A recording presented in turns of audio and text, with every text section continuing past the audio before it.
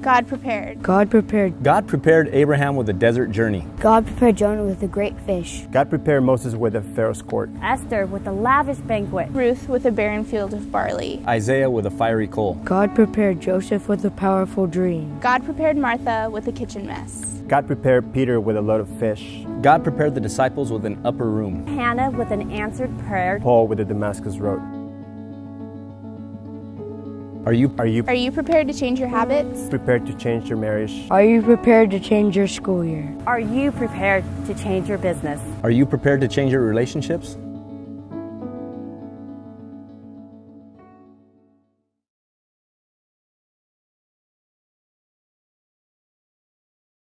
My name's Pastor Curt. I'm one of the pastors around here. And I got a question to start off our Prepare series for you. And the question is this, and I want you to, don't just listen to me, I want you to get into this. I want you to actually ask yourself this question. Because and don't just say to yourself, yeah, that makes me a little nervous. I want you to ask yourself this question. What doesn't make you a little nervous? What actually petrifies you? What terrifies you? What are you truly afraid of? I'll give you a for instance. How many here are afraid of spiders? Raise your hand if you're arachnophobic. Raise it up high. Let me tell you, look at all of you. Okay, I sympathize with you. My wife is one of you. I do not agree with you. I personally do not think you should fear an animal what could be killed with toilet paper. You should not do it. It is irrational. Some are afraid of heights. Some are afraid of water. You know, my dog, I had a dog that was afraid of water, and when my kids got in the water, the dog would just bark furiously at the water and actually bite the water like it was like an evil thing. She's, I would bite the water. I'm like, you're not scaring the water.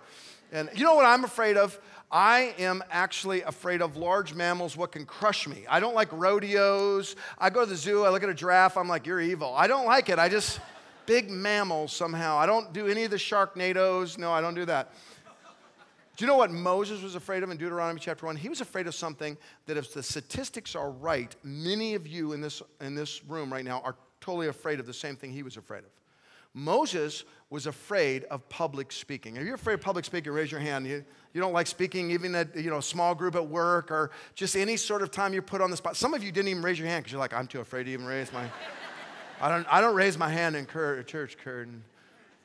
This is so ironic to me that Moses was afraid of public speaking because the very first verse, and it's right there on your notes, in the very first chapter of the book of Deuteronomy says this: these are the words Moses spoke to all of Israel.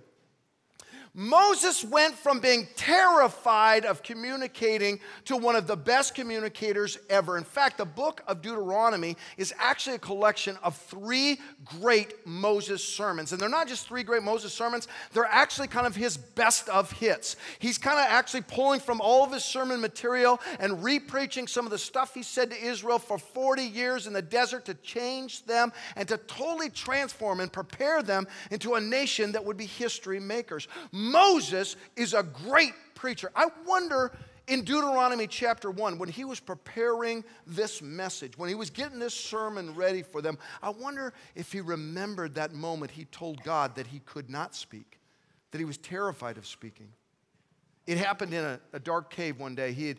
His life was a mess. First of all, he killed a guy. Whenever you kill a person, your life's in trouble. Do you know that, by the way? Put that in your notes. Don't kill a guy. And then he went and got married real quick, and then he ended up working for his father-in-law on the far side of the desert, herding sheep. He stunk like sheep. And he went into a dark cave one day, and all of a sudden, a light appeared in that cave. And it was a burning bush, and the bush wasn't consumed by the fire. And then something very strange happened to Moses. God began to speak to him. And God said, Moses, I've seen my people in slavery in Egypt, and enough is enough. I cannot tolerate slavery. You must go confront Pharaoh. Speak to the nation of Egypt. And Moses said, but God, see, Moses, it's interesting what he didn't say. He didn't say, Pharaoh's got too many chariots. I've seen his warriors. I've seen the spears. I can't defeat that army. Moses' objection had nothing to do with Pharaoh and his armies. Moses' objection had to do with his fear and his insecurity. He said, God, I can't do what you're asking me to do because I don't speak well. I can't talk. I'm afraid. I'm terrified. God looked at him from heaven and said, Moses, you're pissing me off. Oh, did that shock you? It was meant to shock you. Because if you want to get God mad at you, the Bible will tell you over and over again, the way to get God really good and mad at you is to tell him you can't do what he just told you can do. God looked at him and says, don't you tell me what you can or cannot do. I know how much you stumble and fall and are afraid to speak, but I want you to do it anyway. This is about slavery and nations and freedom. You can do this, and I'm sending Aaron because you can't do it, really, and you need some help, but you can do it. I wonder if he thought of all that when he stood before the nation of Israel in Deuteronomy chapter 1. He's preaching to teenagers here.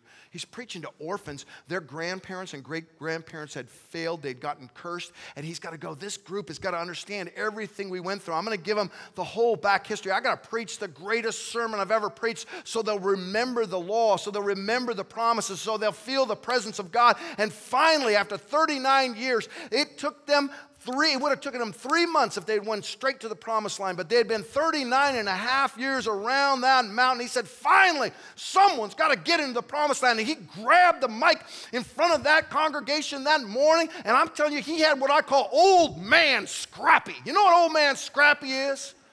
Younger man, don't you disrespect that older man. He may look a little bent over. He may look a little tired, but underneath his clothes, he's got sinewy muscle that are stronger and more stubborn, more angry, more mean. He's too old to be afraid of you, sir. Is there any old scrappy men in this congregation today? You look like you could take him easy. The second you get in a wrestling match with them, all of a sudden your hips break and you're getting swallowed up by sand. You're getting cursed by God. They got muscles that are like beef jerky that's been left out on a counter for 2 months. It's hard. He grabbed that microphone and he began to preach, son. Now, I was here last week, all services, and I watched Bishop preach. Did you guys see how many here were last year? Bishop Carthen from Boss was down here, and he did a little preaching. Did he do a little preaching? I thought it was quite funny watching these Granite Bay, Roseville, Loomis people listening to my brother preach, because you guys were like, oh, that's very good. That's inspirational. Friends, this ain't Wimbledon. Some of you are looking at me like that right now, like you're getting very excited today, Curt. Bishop got up in here and he preached. And I'm telling you, that's what Moses did. He grabbed that microphone. He said, sit down, choir, be quiet. I've got a passage for you out of Exodus. And he begins to recount everything that God has done. And he starts preaching to these folks. I'm telling you, if E.V. Hill, that great old preacher, if he was in the congregation that day, he'd say, can I get a witness? If Billy Graham was there, he would have said, someone come to the organ. I need just as I am. If Ray was there, he would have said, hey, we got to get this guy for Thrive, man. That's good. We'll put him on right after Chris Brown. That'll be awesome. If Chris Brown was there, our friend from North Coast, if he was there, he's going to be here a couple weeks. If he was there, he'd have took off both flip-flops and said, print it. That's good Bible. If the Larry the Cable Guy was there, he said, get her done. If it was Elvis, he'd have said, thank you very much.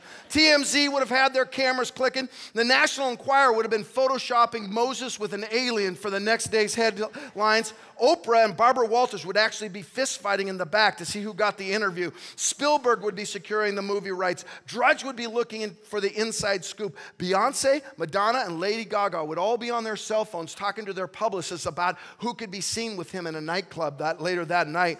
Taylor Swift would write a song about her and Moses getting together for a while, and it all went really well. Then they broke up, and they're never, ever, ever getting back together again. By the way, Taylor, I love you, Taylor, but your next big hit might be, it just might be me. You might think about that. Justin Bieber would claim that he actually wrote the 10 Commandments. Twitter would be tweeting on steroids. Millions of grams would be insted. The Facebook would be lit up with the shining face of Moses, the amazing preacher. Howard Cosell would go, he's going to go all the way. Or Chris Berman, whatever generation you're from. Dave Niehaus, anyone know Dave Niehaus here? He'd say, get out the rye bread and mustard, Grandma. It's grand salami time. And somewhere in the back, you'd hear someone call out, goal! And boy, I'm telling you, after that sermon was over, we'd all be ready to rumble. Because I'm telling you, friends, there was a problem.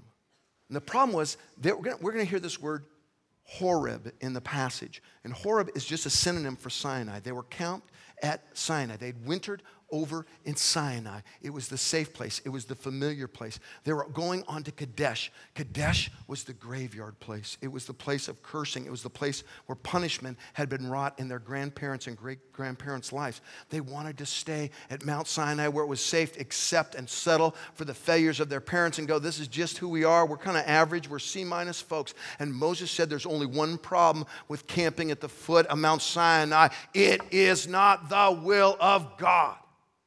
And he preached, and they were prepared, and they were changed. I don't know if anyone here wants to actually change, but if you want to actually change, Deuteronomy is a great place to start. It's not an easy book, but it is an important book. There's 3 things that make Deuteronomy important and why we're going to study and how we're going to launch off this Prepare series. The first one is it's part of the plan. Deuteronomy is central to God's strategy. Deuteronomy means, and you can write this down if you want a little Bible information, it means second law, but it doesn't mean additional law. It doesn't mean, yeah, we're going to have the law again. It's more like the law, the sequel. It's an expounding upon the law. What it is, this is literally the idea of Deuteronomy.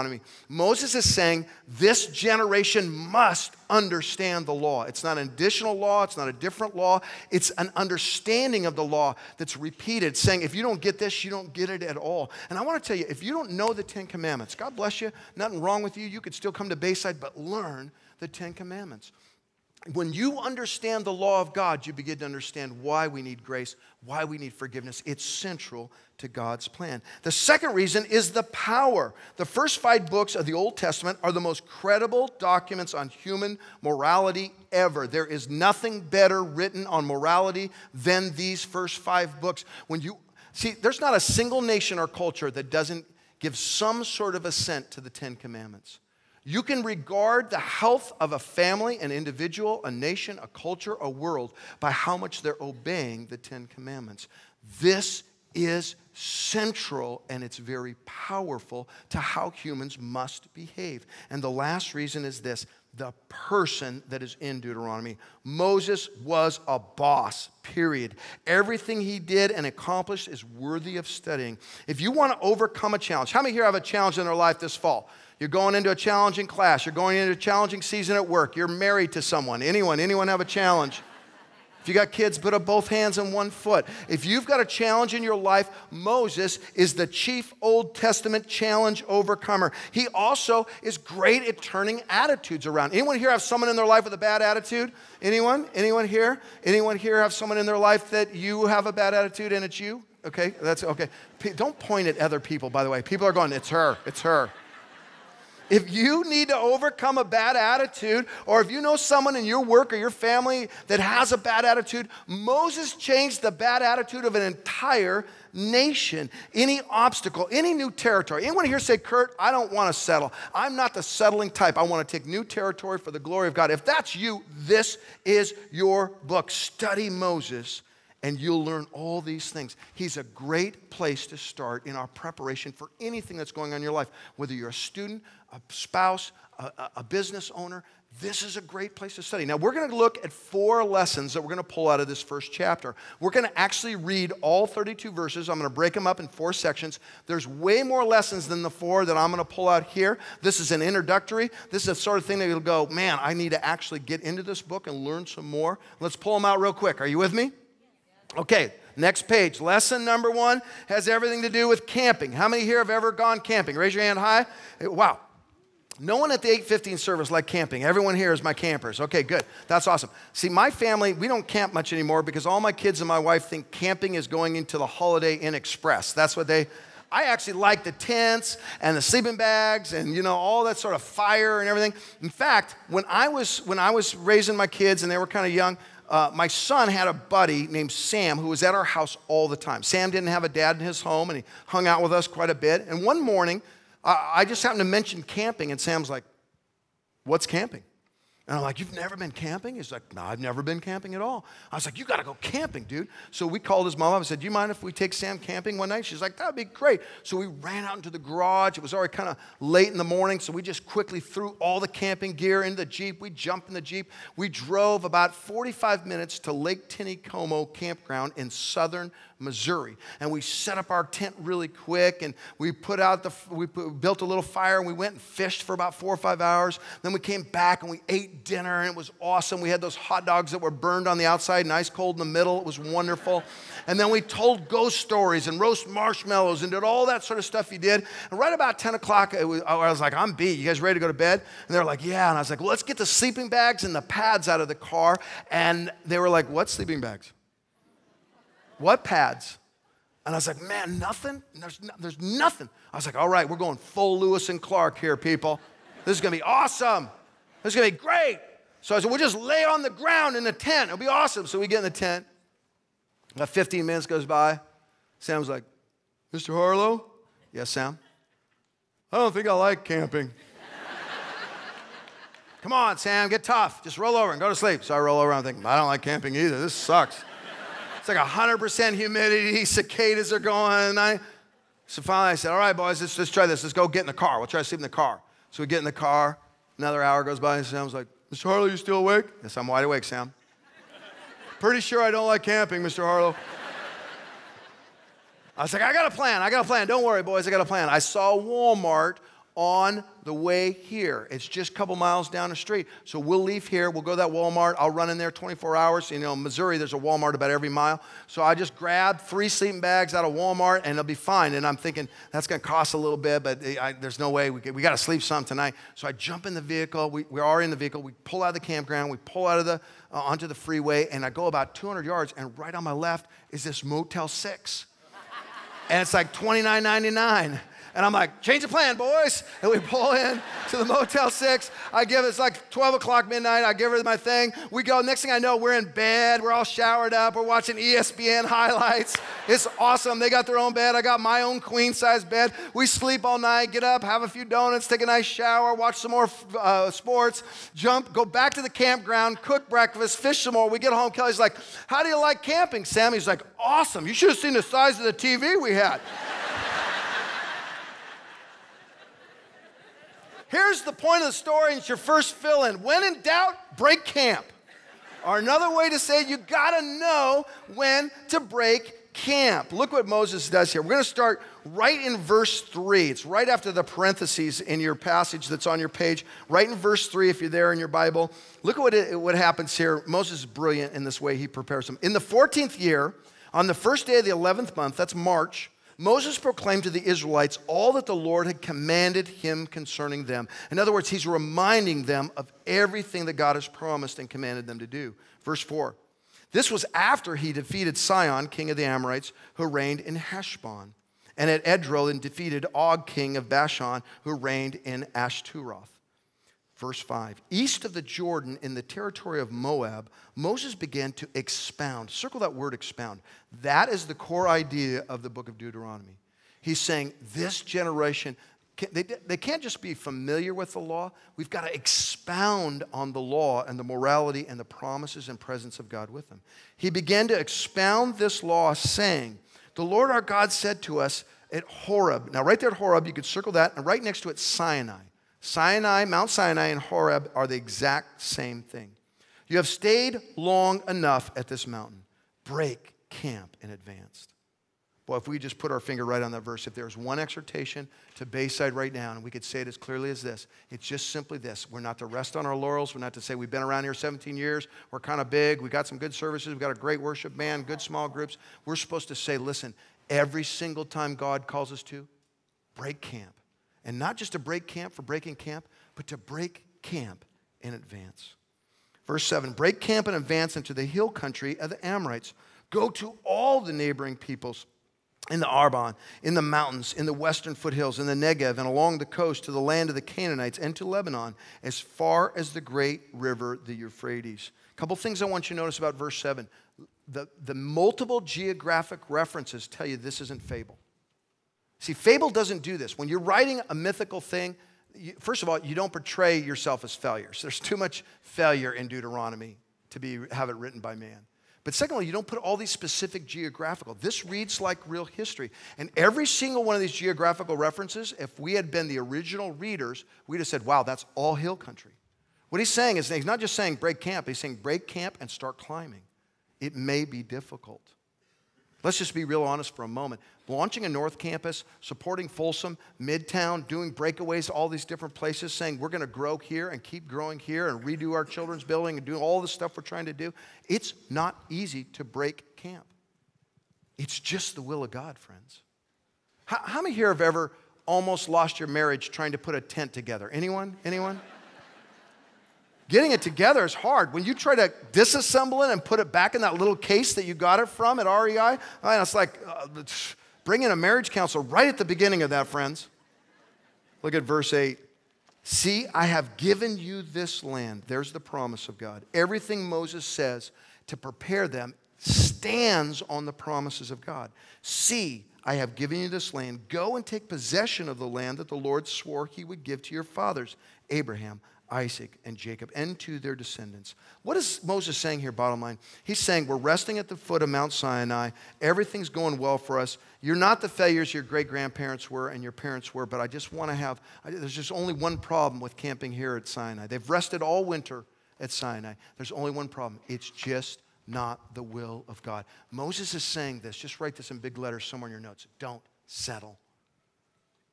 You got to know when to break camp. And I want to tell you right now, every married person, look at me right now. Every marriage goes through this period where you'll be tempted to settle. You'll go, this is just my marriage. It's not good. It's not great. It's not horrible. It's just, I want to tell you, don't settle, friends. Every single parent will go through a season where one of their children struggles and they'll go, well, this kid I get along with well, and this one we just don't connect. I want to tell you that's not the will of God. Don't settle. Every church will go through a moment where you say, hey, this is just who we are and what we do, and we can't grow anymore. And I'll say that is not the will of God. Don't settle, friends. Life is too short. God is too big. His presence too available. His promise is too clear. Do not settle. Amen. Period. You got to know when to break camp. Do something different. Do something different. I know it's a struggle to walk uphill and put that tent back together, fold up that sleeping bag, gas up that car, and find another place to set up your tent. But the struggle of breaking camp is part of what breaks up all the ruts and routines in our life that have become the destructive patterns we need to get rid of. Part of it is just about determining to say, I believe in change, and I believe in it so much I'm going to actually start moving. I'm not going to settle. I'm not going to look at the past failures and say, this is just the way it has to be. I'm going to give you 3 real practical things, and just stick with me for a second here as I get super applicable to you right now. I'm going to do Men's Monday tomorrow night, and I want this to be the best Monday for men's we've ever done and the best fall for men. And I want to ask you ladies to do me a favor, because men they'll think, I'm going to go to that, and then they'll actually get too busy. Can you get every single one of your men here? Well, I'm going to do a talk called Preparation U, not Preparation H, Preparation U. Because some things that go on in men's life are a pain in the life and pain in you, yes. And we're going to talk about 4 big areas that if you ask a couple key questions, you can change those areas. We're going to talk about your schedule. We're going to talk about your spirituality. We're going to talk about your leadership. And we're going to talk about your intimacy life. And so come to Men's Monday tomorrow. 3 of you got that joke. Go to the small group thing. Go to the August 8th thing. Whatever you do, get some different routine in your life. All right, you ready to go on to point number 2? Point number 2 is simply this. Write it in. Give up to move up. I've been to a lot of leadership conferences, and you go to these leadership conferences, they always have these pithy sayings and they're great. Matter of fact, being around Andy Stanley or Bill Hybels, there were so many great leaders that we get exposed to here at Bayside. It's a real joy. And I'm telling you, working with Ray every day, the guy is a human leadership quotable factory. It's awesome. It's an advanced degree in leadership every day, and I'm not just saying that to be nice. It's really true. But the most important leadership saying I've ever heard, the one that truly impacts the way I lead my family and my work every day, the one I think about almost every single day, didn't come from anyone famous. It came from this gal named Sandy Freitas, who used to be on staff with me a long time ago. And I was complaining about how overwhelmed I was one time. I was just like, man, there's too much to do, and I can't. There's a struggle and a challenge here. And she looked right at me, and she said this powerful thing. I want you to write this down. This is like a modern proverb. This thing is serious, and it's deep, and you can ponder this later and just chew on it. It's really meaty. Here's what she said to me. She looked right at me. She said, Curt, delegate, delegate, delegate the job you hate. Delegate, delegate. Yeah, it's kind of stupid, isn't it? But it gets right into you like VeggieTales or something, and you're in these things, and you're like, well, you know what I ought to do here? Delegate, delegate, delegate. I made the other services say that, and 4 people complained to me like it's just too stupid, so I won't make you say it. But would you write it down because it works? And it's what Moses did here. Some of you are going right now, what's happened to this verse-by-verse study, Curt? That can't be in the Bible. You know, it is in the Bible.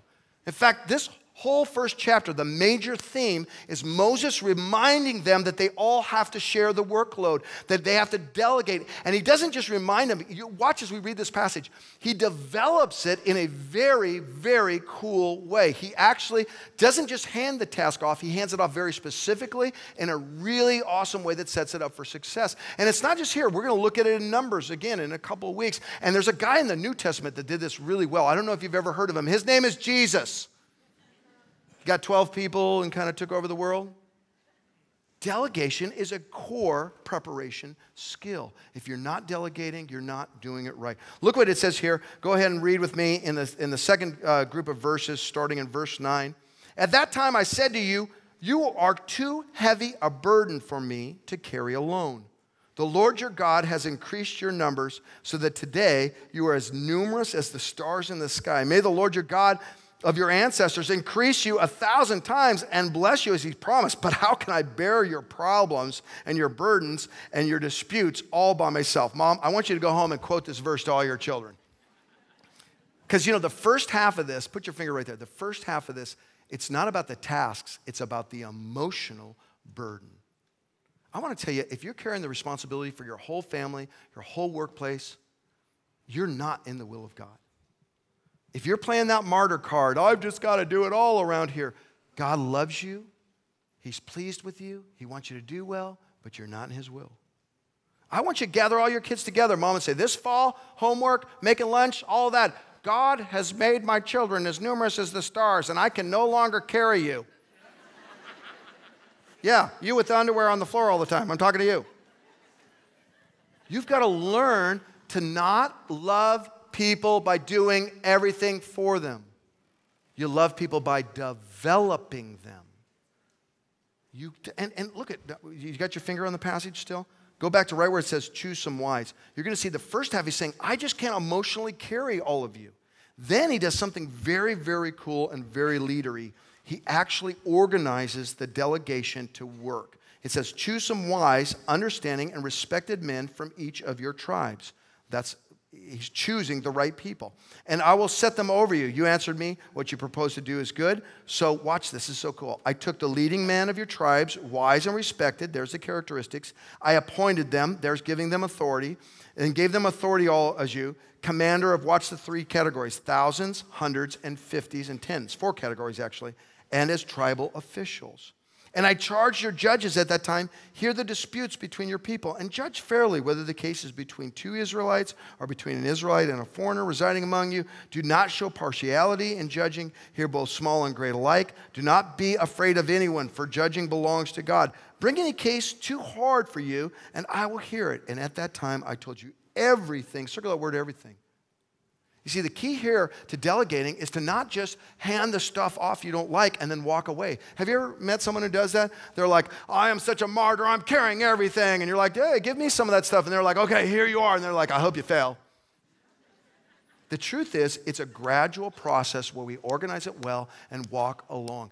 What is that one task you can hand off to a coworker? What is that one task that you can hand off to a spouse? Or what is that one task your child, 10 years old, 15-year-old, 16-year-old, needs to take? And by the way, if you're a teen, you can think in this terms too. What kind of study group can you get into this fall? How can you break camp and mix it up? If you've always done it the same way, maybe you need to stop carrying what you're carrying and carrying something different. I've given you some great practical instructions on stuff I've learned about delegating on the side right there. And I'm not going to go through these with you because they're kind of self-obvious, but I guarantee you, let's just look at the first one. Just this first one alone, okay? It says define what you're going to delegate. This is a powerful thing. Now, every family, look at me. If you walk into the room and the kitchen is messy and you give a mean-spirited, juicy lecture to the whole family about how horrible slobs they are, how motivated are the children to clean up that kitchen after that? Okay, 2 people laughed and 1,700 people hung their head. Okay, not very. Instead of walking in there going, I can't believe you don't care about this thing, it's messy. Who put this jam on the counter? Instead of doing that, next time come in there and define the problem. Go, oh, you guys, quick. Wow, this is a mess, and your mom's going to come home any second. And man, she comes home, and then the house is a mess. She's really grumpy. How many want a grumpy mom? Raise your hand, raise your hand. Once you've defined the problem, your kids will start throwing solutions at you. They'll be like, oh no. What if we got to get this cleaned up? And then you define the problem, and then you've got to tell each one their part. Because if you get a bunch of teenagers trying to clean and no one knows their part, it gets messier. It actually will get messier.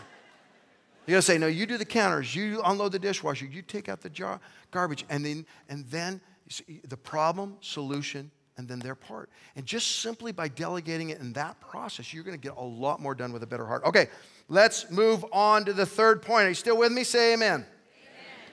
There's some great questions on there you can look at later. The third point is explore. Just write the word in, explore. What do I mean by that?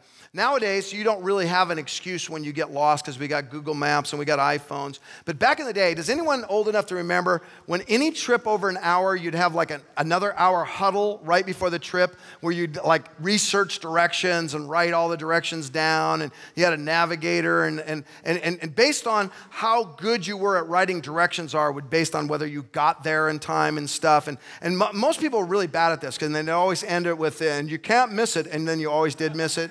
Does anyone remember that era? It's kind of been demolished now. Apple brought it back for a couple months right when they introduced Apple Maps, but sorry, Apple. I still love you. But, back in the day, one time I tried to lead 300 college students from Stockton, California to Sebastopol for a retreat. And the thing that made it kind of interesting is that we had one kid with us named Robert, and Robert, great kid, everyone loved him, but Robert was a special needs kid, and he had one of the things he suffered with was brain seizures. And so his mom honestly did not want him to go, and we were like, please let Robert go. Everyone loves Robert. We want him to go on this retreat.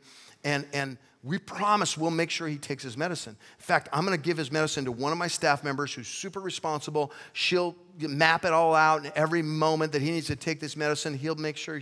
And she said, okay, reluctantly, she said, okay, I'll trust you. You could take Robert.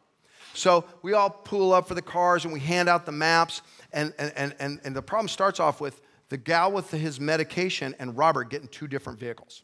No, wait, that's not the real problem. The real problem is the person who made the maps had no sense of direction.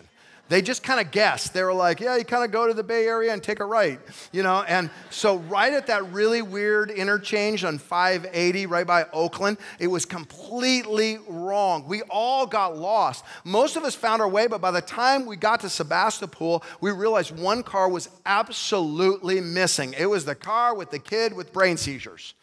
And someone said, I saw him. I'm like, where? And they're like, they took a wrong exit with a bunch of traffic going into downtown Oakland. Great. We got the medicine here, and he's in inner city Oakland. The good news is we started that retreat with the greatest prayer meeting I've ever been in. Now, Robert eventually did find his way. It was actually kind of miraculous how they ended up finding us, and everything turned out okay. But I realized that having the wrong information on that map, not admitting that we didn't know where we were going soon enough, it actually endangered a kid's life.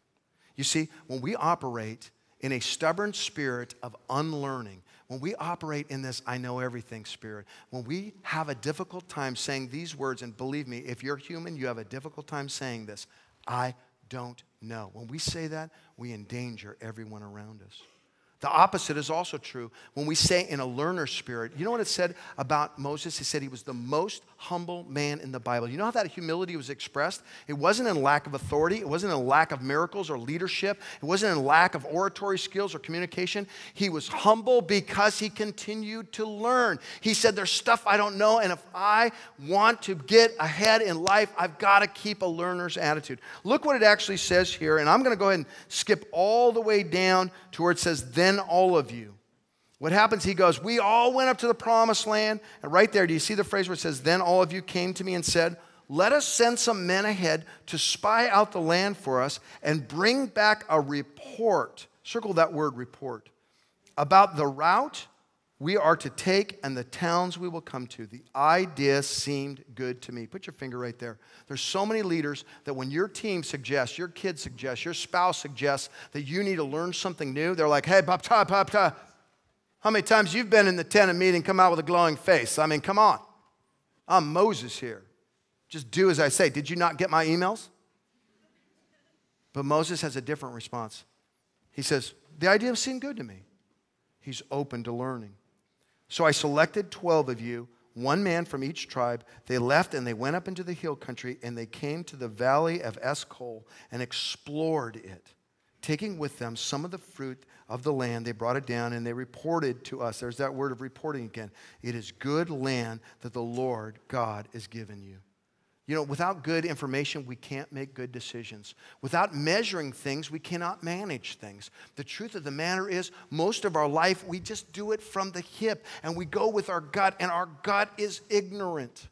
I know that doesn't sound really nice, but I want to tell you, each and every one of us has blind spots, including me, especially me, where we're ignorant. Having the humility to say, I need a good report. I need more information. If your marriage has been struggling for many years, maybe you're not getting the right information. Maybe you need to learn something different. Maybe you need to get another voice, more help. Maybe you need to read more, talk more, go into counseling more. Maybe if you've resisted getting into a small group, this is the fall where you say, having a group of peers around me, giving me feedback is healthy and good.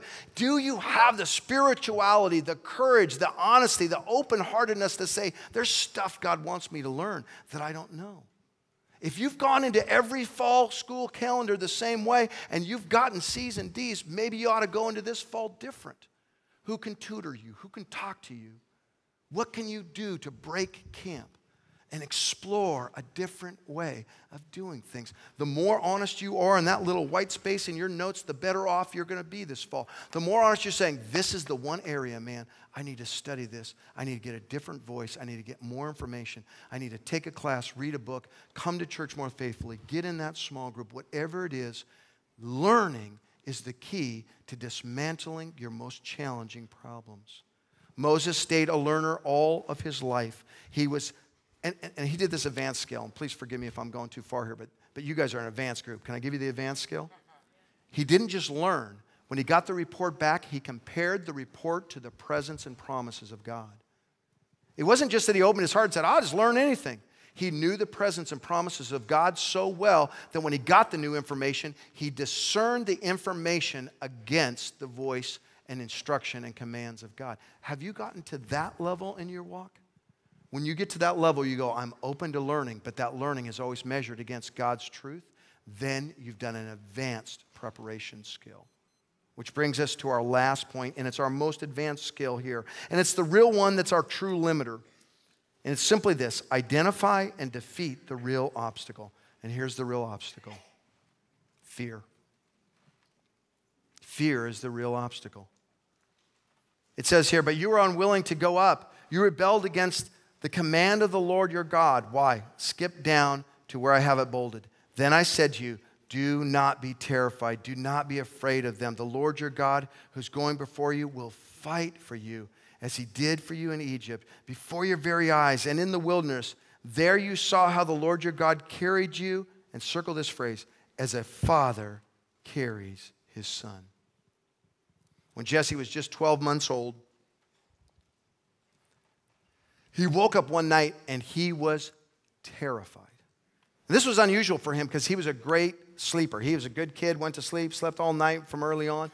And I'm a light sleeper, so when he woke up and just screaming at the top of his lungs, it startled me. I jumped out of bed. In 2 seconds, I was in his room.